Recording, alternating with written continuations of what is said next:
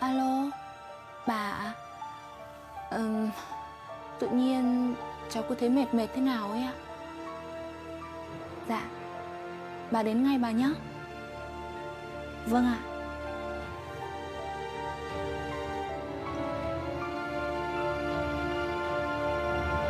Nhà tôi ấy toàn thực phẩm tươi ngon, chọn mua của người quen thôi.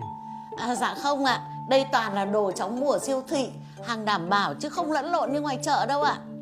Nói chị thông cảm chứ, vào siêu thị ấy, vừa đắt vừa toàn hàng đông lạnh, ăn vào không cẩn thận ấy hại sức khỏe lắm. Em lục lại điện thoại, vô tình thấy ảnh và clip thân mật của chúng mình ngày xưa đấy.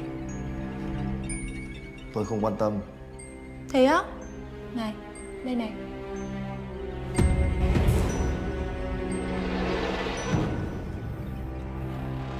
Tại sao cô lại có? Thì tất nhiên là em tự đặt máy quay rồi tự chụp lúc anh không biết rồi. Nhưng anh yên tâm, em chỉ muốn giữ lại làm kỷ niệm thôi. Cô muốn cái gì nữa đây? Nếu clip này mà bị tung lên mạng thì thế nào nhỉ?